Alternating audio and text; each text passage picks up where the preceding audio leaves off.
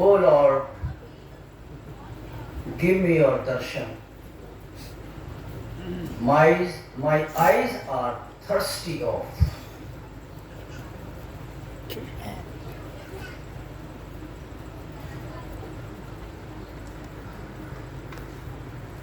बाबा से संबंधित जो कथाएं हैं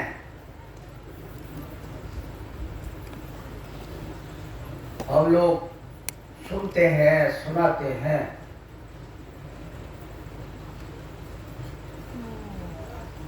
बहुत बड़े बड़े साधकों ने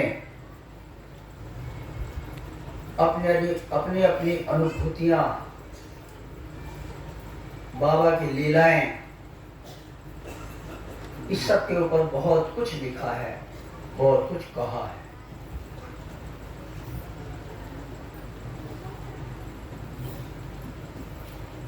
जिस प्रकार एक कथावाचक भागवत कथा सुनाता है, उसमें कृष्ण की लीलाओं का, कृष्ण से संबंधित कथाएं सुनाता है, तो हमारी जो ये कथाएं हैं,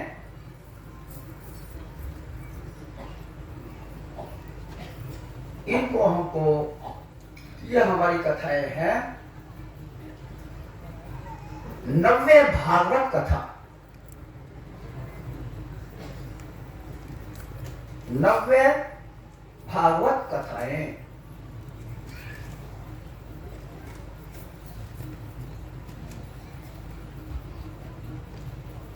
क्योंकि कहा गया है हरि अनंता, हरि कथा अनंता। तो बाबा हर समय कुछ ना कुछ हर साधक को जहां तहां किसके साथ कब किस प्रकार से बाबा उनको अनुभूति देते थे, ये हमारी 90 भागवत कथाएं हैं। भागवत में भगवान से संबंधित।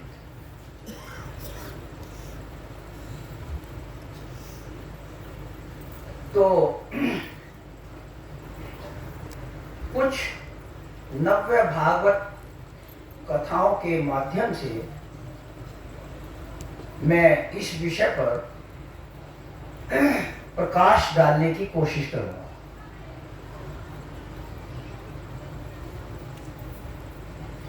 एक घटना है, ये बहुत पुरानी 1944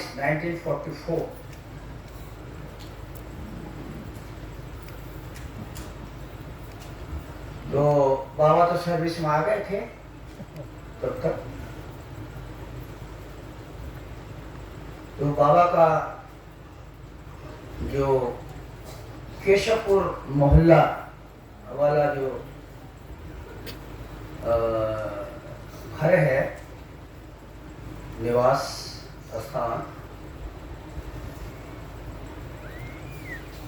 तो उसके गेट, बाबा के रेसिडेंस के गेट के सामने रास्ते के उस पार एक नंग धड़ंग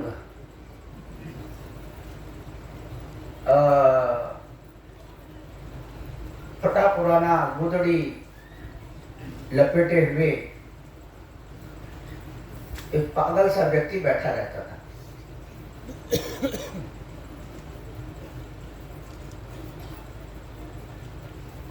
पागल सा व्यक्ति बैठा रहता था और उसके पास ही दूसरी जगह कुछ लोग ताश खेलते रहते थे। तो लोग उसको पागल कह करके चिढ़ाते थे।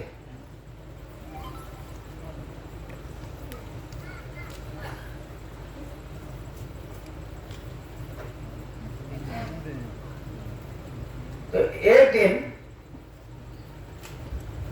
वह व्यक्ति, वह तथाकथित पागल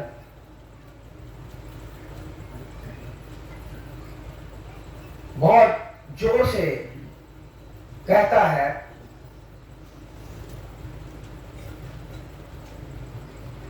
ये लोग मुझे पागल कहते हैं, लेकिन इन्हें मालूम नहीं कि भगवान साक्षात इसी जमालपुर में पधारे हुए हैं और एक कारखाने में काम करते हैं।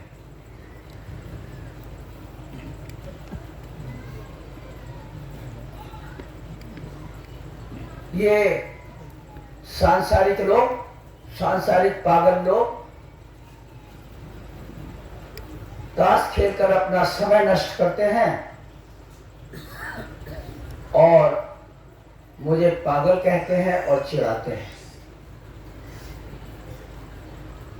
तो उसको सुनकर वो लोग जो ताश खेल रहे थे उसकी तरफ देख करके जोरों से हंसे। ऐसे बहुत जोर से हंसे। उसके बाद फिर वो व्यक्ति वहां कभी नहीं दिखा।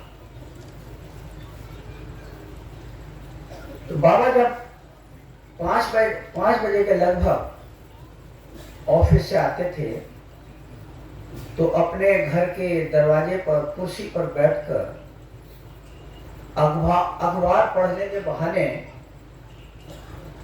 उसको दर्शन देते थे।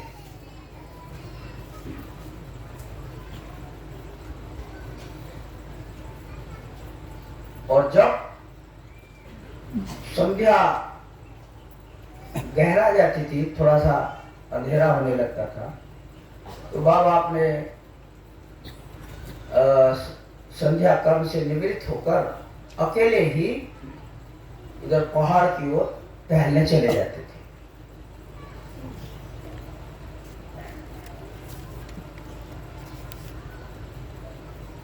बाबा उसको दर्शन देने के लिए बैठते थे गेट पर। इसी प्रकार एक और कथा सुनाता हूं। 1955 की घटना है ये कि बाबा नित्य प्रति संध्या भ्रमण में तो जाते ही थे। तो उस समय में बाबा के साथ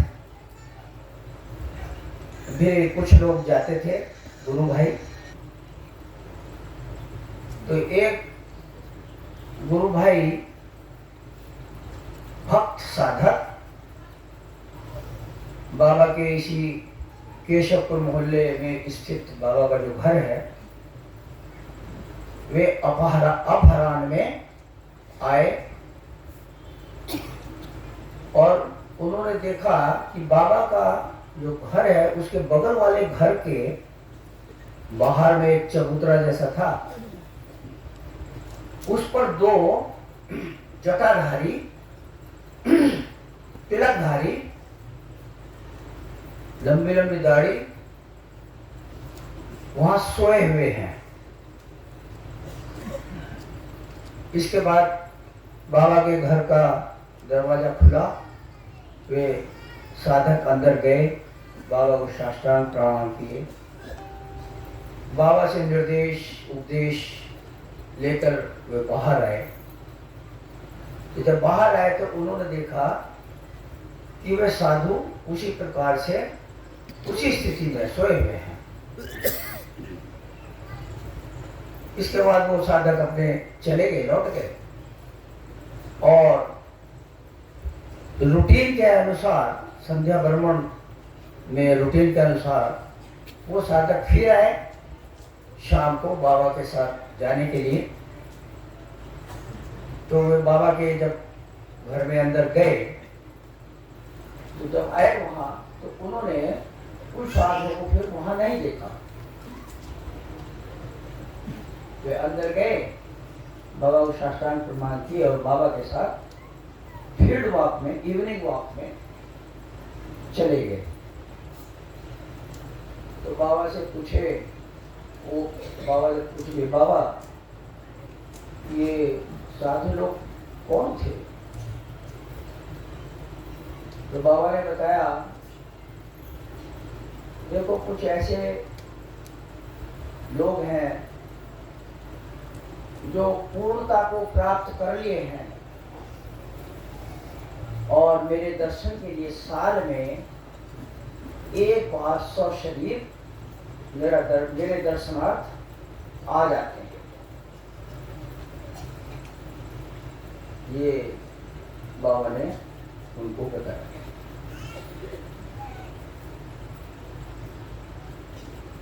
अब तीसरी नव्य भागवत कथा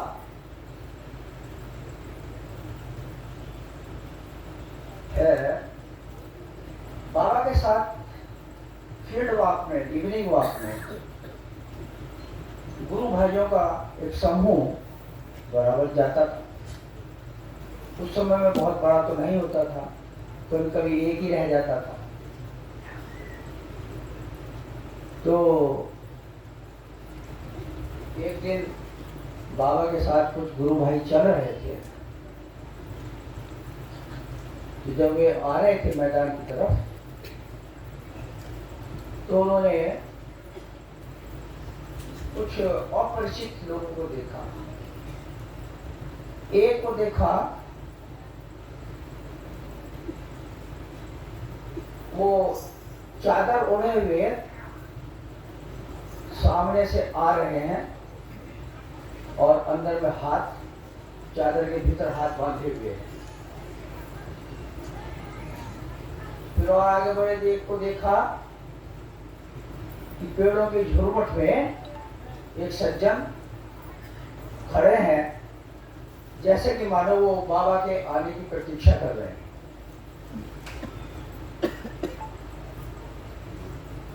एक सज्जन को देखा कि बाबा के राह में बाबा की ओर पीठ करके खड़े हैं, चादर ओढ़े हुए हैं। और जब बाबा नजदीक आए तो चादर के भीतर ही उन्होंने हाथ जोड़ लिए।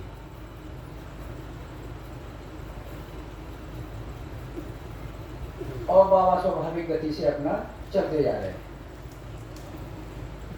तो उस समूह के एक साधक ने बाबा से पूछा, बाबा ये जो अपरिचित लोग हैं, ये कौन है? तो बाबा ने उनको कहा, ये तुम्हारे जानने का विषय नहीं है।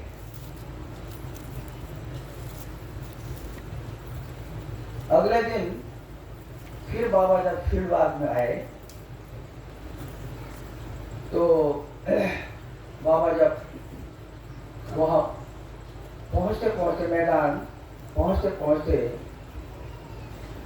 उन गुरु भाइयों को बोले, आज बाहर से मुझसे सिद्ध पुरुष मिलने आने वाले हैं, मैंने उनको समय दिया है, तुम लौट जाओ। इन लोगों को दुख हुआ, तो उनमें से एक ने कहा, साहस करके बोला, बाबा ये कौन लोग हैं जो आपका समय लेते हैं और हम वंचित रह जाते हैं? तो बाबा ने कहा कि कुछ लोग ऐसे हैं जो दूर दराज से मेरा दर्शन करने के लिए, मुझसे मिलने के लिए आते हैं। यदि मैं उन्हें समय न दूं तो उनको कष्ट होगा, इसलिए तुमको लौटा देता हूं। तो एक ने पूछा, बाबा क्या वे हमारे गुरु भाई हैं?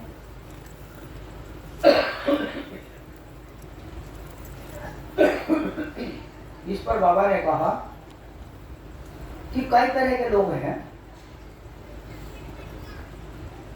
एक प्रकार के लोग जो तुम्हारे गुरु भाई हैं, और वे मार्ग में नहीं हैं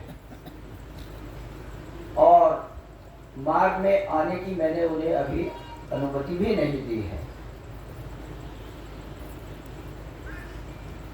दूसरे ऐसे हैं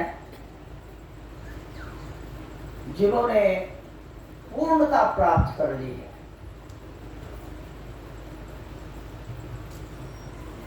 और साल में एक बार मेरे दर्शन के लिए सशरीर चले आते हैं। तीसरे कुछ इस प्रकार के हैं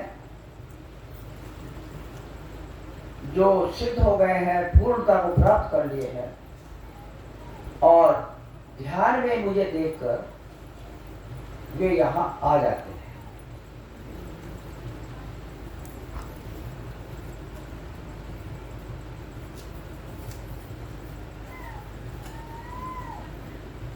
इसी सिलसिले में एक और घटना है कि एक बार बाबा जब फील्ड वॉक में आ रहे थे मैदान की तरफ इवनिंग वॉक में, तो बाबा के साथ 2 साधक थे केवल।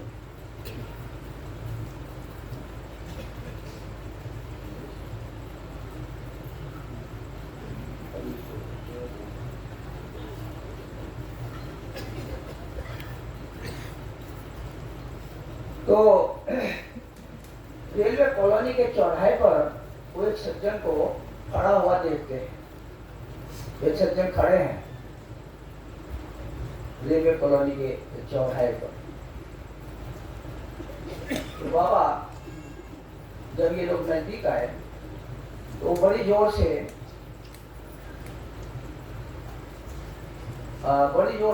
हरी हरी कहते हुए अंगड़ाई लिए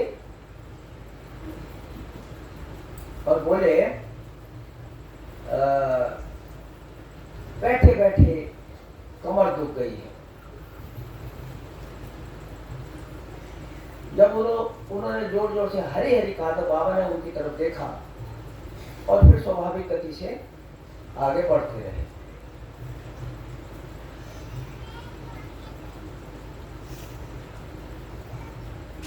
जब मैदान में पहुंचे तो बाबा ने बताया कि ये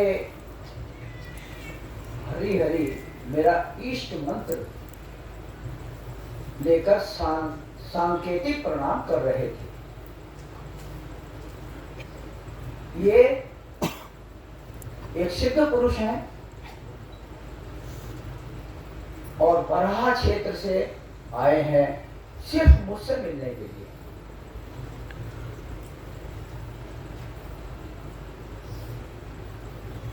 मैंने उनको समय दे रखा है, आज मुझसे मिलना है, तुम लौट जाओ। ये लोग दुखी मन से लौट गए। अगले दिन बाबा ने फील्ड वॉक में बताया उन साधकों को, देखो जी बरहा क्षेत्र से जो सिद्ध पुरुष आए थे वो अब शरीर रखना नहीं चाहते हैं।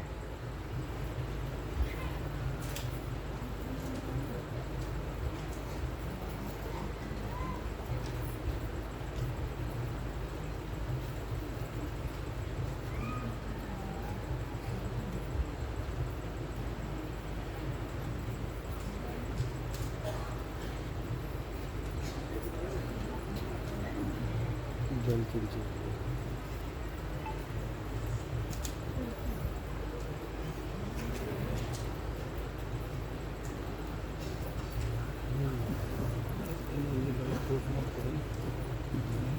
तो बाबा ने बताया कि बरहा क्षेत्र से जो सिद्ध पुरुष आए थे वो अब शरीर रखना नहीं चाहते, तो मुझसे शरीर छोड़ने के लिए अनुमति लेने आए थे। मैंने उन्हें अनुमति दे दी। क्योंकि उनके गुरु नहीं रहे, इसलिए अपने गुरु की अनुपस्थिति में वे मुझसे परमिशन लेने आए थे शरीर छोड़ने के लिए। बाबा कहते हैं पहले तो मैंने कहा अभी शरीर रखिए और कुछ जन कल्याण जन सेवा कीजिए, लेकिन वो शरीर रखना नहीं चाहते थे, इसलिए मैंने उनको आज्ञा दे दी, अनुमति दे दी शरीर छोड़ने के लिए। बाबा बोले कि आध्यात्मिक जगत में एक अनुशासन है और इसीलिए वे मुझसे परमिशन, मुझसे आज्ञा, शरीर छोड़ने के लिए आज्ञा लेने आए थे। मैंने उनको अनुमति दे दी।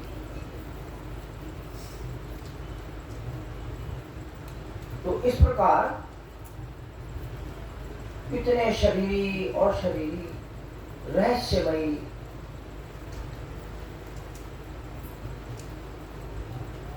लोग बाबा के दर्शन के लिए आते थे। इसी मैदान में कब्र पर बाबा ने न जाने कितने शरीरी और अशरीरी साधकों को का कल्याण किया, मोक्ष दिया। रामकृष्ण परमहंस के गुरु तोतापुरी, उनका भी बाबा ने यही इसी स्थान पर मोक्ष प्रदान किए थे। और आप लोग सुने होंगे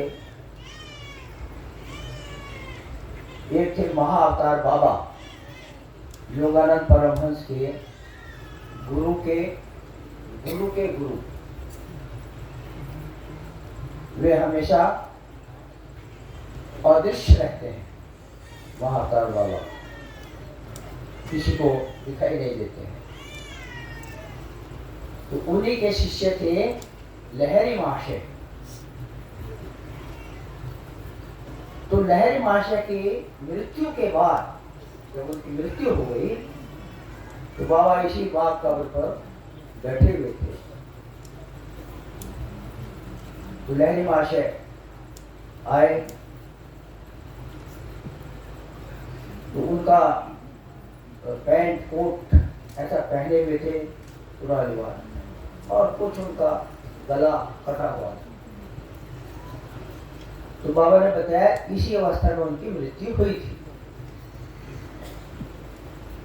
तो बाबा ने कहा कौन? उन्होंने कहा लहरी। क्या है, क्या बात है? बोले मैं मोक्ष चाहता हूं।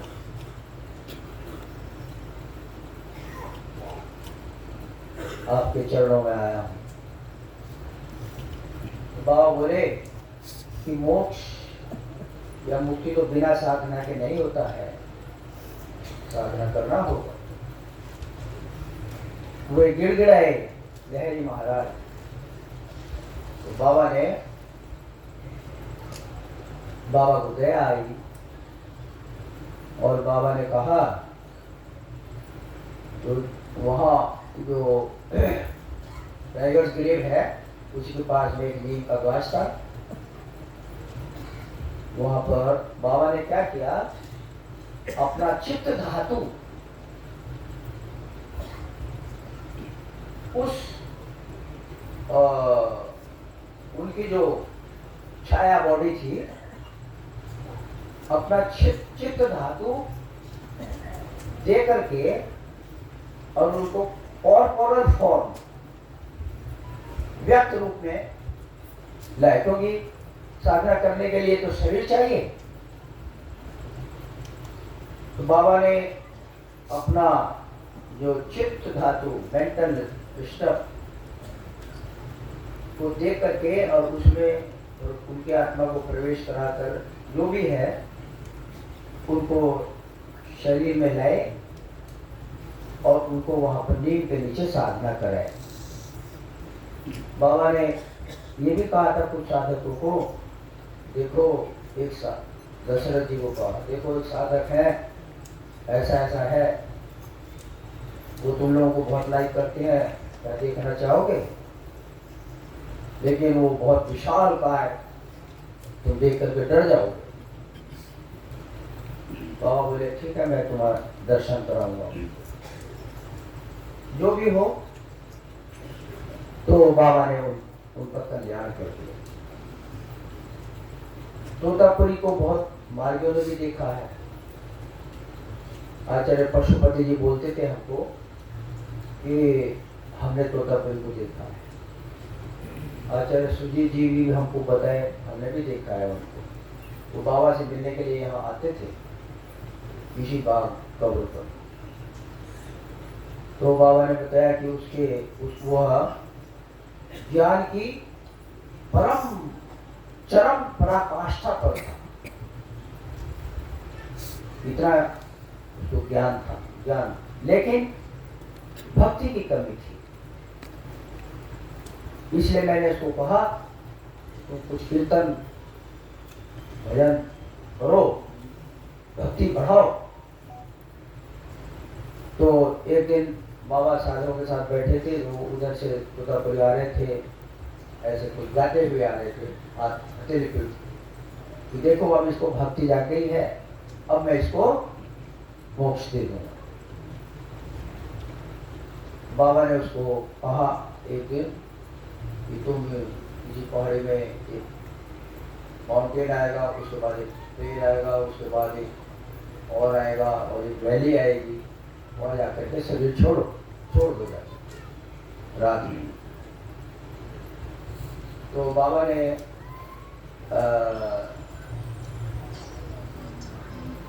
तो कुछ सुजीत जी हमको बता रहे थे, तो उन्होंने कहा कि बाबा वो जो शरीर छोड़ देंगे तो उनका हम लोग संस्कार करेंगे, ऐसे तो अच्छा नहीं है। तो बाबा ने देखो उसको बहुत सिद्धियां हैं और तुम उसके शरीर को नहीं देख पाओगे, वो अपने शरीर को अपनी सिद्धि के माध्यम से एवापोरेट कर देगा।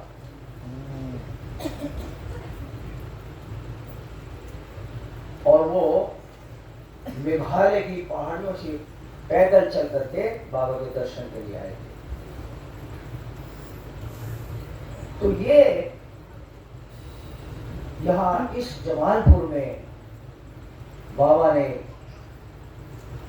अब हम लोग समझ सकते हैं कितने लोगों का कल्याण किया है। जो मुमुक्षु थे, तो तारक ब्रह्म जब आते हैं तो ऐसी जो आत्माएं मुमुक्षु, उनका भी कल्याण करते हैं। साथ में वो जो उनके भक्त होते हैं, उनका भी कल्याण करते हैं। तो इससे हम लोगों के मन में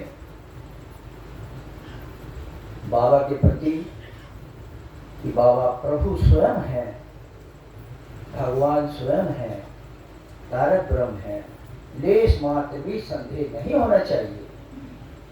और उनके चरणों में उत्तर भक्ति का विकास करते रहना चाहिए। और कहा गया है तारक ब्रह्म की इच्छा हो जाए वो किसी को भी मोक्ष दे सकते हैं। तो कौन जानता है किसको वो क्या करेंगे। मोक्ष मूलम गुरु कृपा, किसके ऊपर क्या करेंगे। आचार्य नगीना जी लिखे हैं, उन्होंने पूछा मेरा क्या होगा। बाबा बोले तुम जब अंतिम सांस छोड़ोगे तो तुमको सब कुछ मिल जाएगा। तो ये है बाबा, ये जो है 90 भागवत कथाएं हम लोगों को अवश्य सुननी चाहिए, इनसे प्रेरणा मिलती है। बाबा के प्रति यदि भक्ति जाग गई तो सब कुछ मिल गया। इस भक्ति के जागने से हमारा जो रास्ता है, पथ है जीवन का, जो जीवन की जो यात्रा है वो स्ट्रीम लाइन हो जाएगी, इधर उधर नहीं भटकेगा। और बाबा तो सबके लिए अंतिम समय में सबको कुछ ना कुछ देंगे, अवश्य देंगे। बस जरूरत है हम जीवन में उनके आदर्श का पालन करते हुए उनके चरणों में भक्ति, पराभक्ति बढ़ाते रहें। इसको छोड़ करके और कोई उपाय नहीं। बहुत से लोग ये जानते हुए भी भटक जाते हैं। एक बहुत सज्जन लड़का हम आनंद नगर में रहते थे, हमारे संपर्क में आया, हम लोग रहते थे वहां। हो इतना सज्जन, इतना भक्त और त्याग भी उसका, लेकिन बाद में चलकर वो जस्ट उल्टा हो गया। यदि बाबा किसी को शक्ति दें मानसिक तरंग देखने की, उसको देखेगा उसकी मानसिक तरंग काली हो गई। तो किसी को भी ऐसा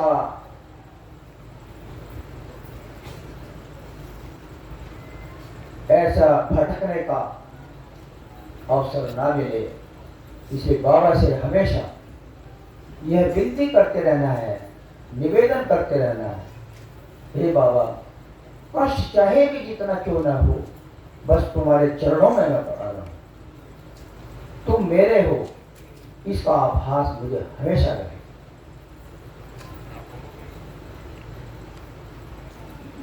तो यही था आज का विषय, नव्य भागवत कथाएं। और तो इसी से संबंधित एक प्रभात संगीत आप लोग सुनेंगे। अब सुनिए, आप लोग देखिए। नमो दर्शन आशी।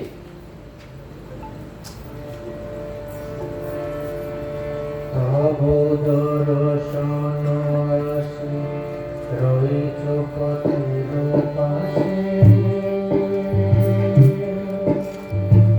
নিরাশ করো না প্রভু এই শুধু নিবেদন, নিরাশ করো না প্রভু এই শুধু নিবেদন।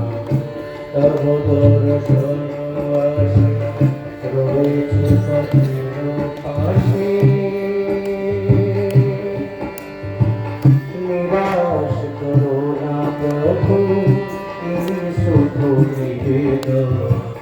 নিরাশ করো না প্রভু এই শুধু নিবেদন। সর্বদর্শন আসে রয়েছে পথের পাশে,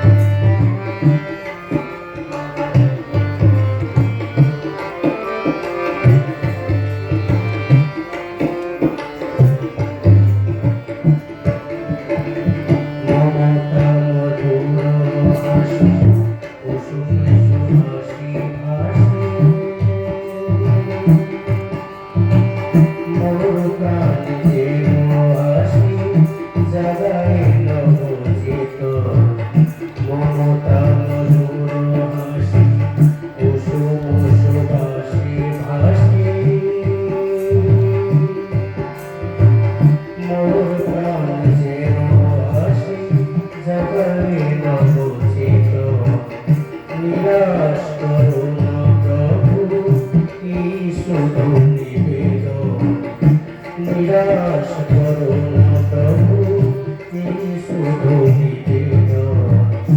তব দর্শন আসে রয়েছি পথের পাশে, নিরাশ করো না প্রভু এই শুধু নিবেদন।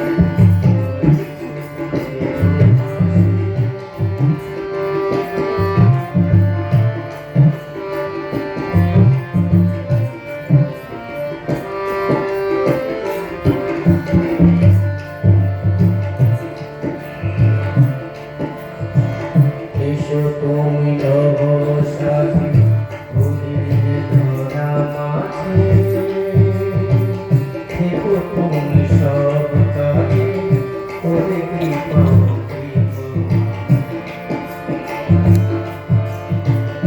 এসো তুমি নগর সাজে ধুলি ধরা মাঝে থেকো তুমি সব কাজে করে কৃপা নিরাশ করো না প্রভু এই শুধু নিবেদন নিরাশ করো না প্রভু এই শুধু নিবেদন তব দর্শন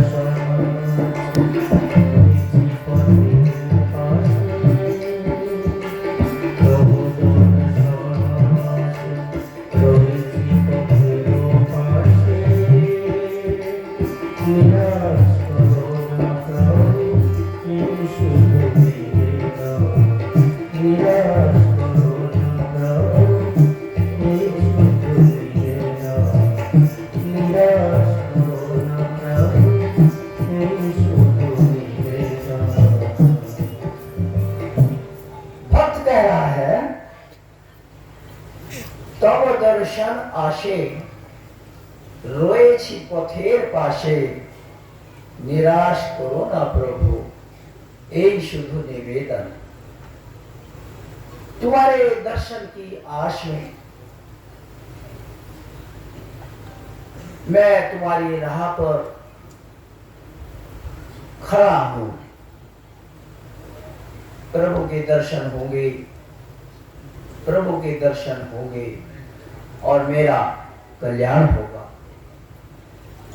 इसलिए कह रहा है कि प्रभु मुझे निराश नहीं करना मुझे निराश नहीं करो दर्शन देकर मेरा कल्याण करो दर्शन नहीं देकर मुझे निराश नहीं करो मेरा एक निवेदन है वित्ती है मेरे प्राणों से ये आवाज आ रही है मैं निवेदन करता हूँ प्रभु मुझे दर्शन दो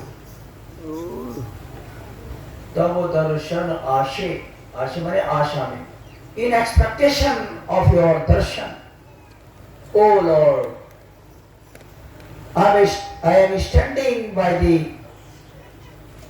path you move.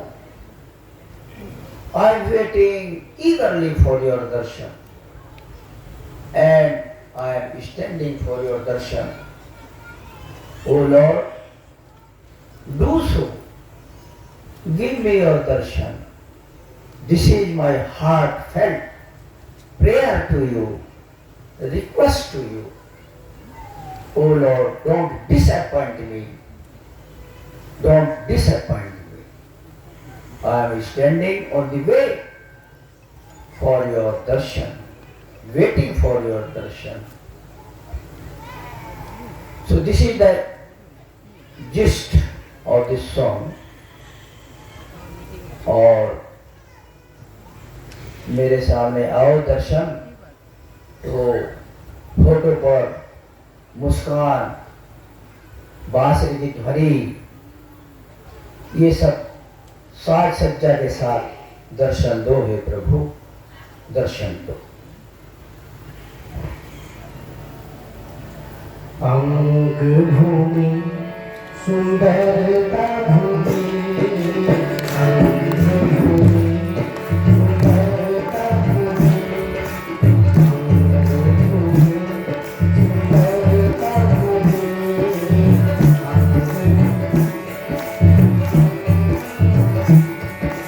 कहना देश भरे में परियो नहीं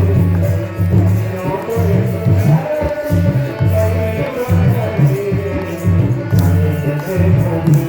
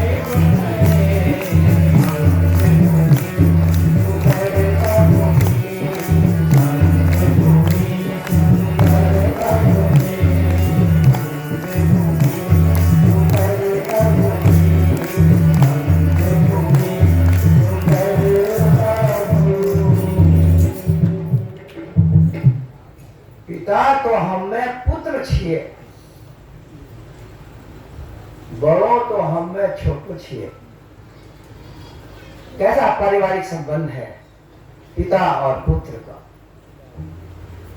हे प्रभु, मेरी झोपड़ी में आओ, बैठो, बैठो तनिक, थोड़ी देर बैठो, दुख सुनो, सुख सुनो, मुझे कुछ सुनाओ। So this family relation, in the beginning, very beginning, these sadhakas, there was, they used to feel that Baba is our father, just like father. Baba used to solve their problems, family problems, this problem, that problem. They always considered him father. So in this language, Angika here, this is Angadesh. In Angika, Baba has given this song, and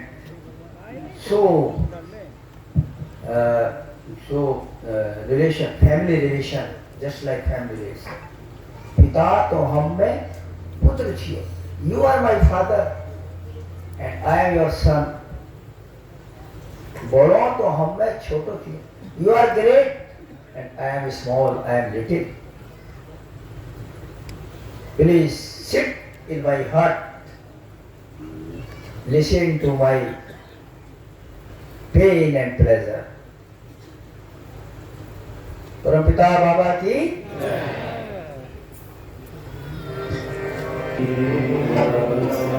Thank you.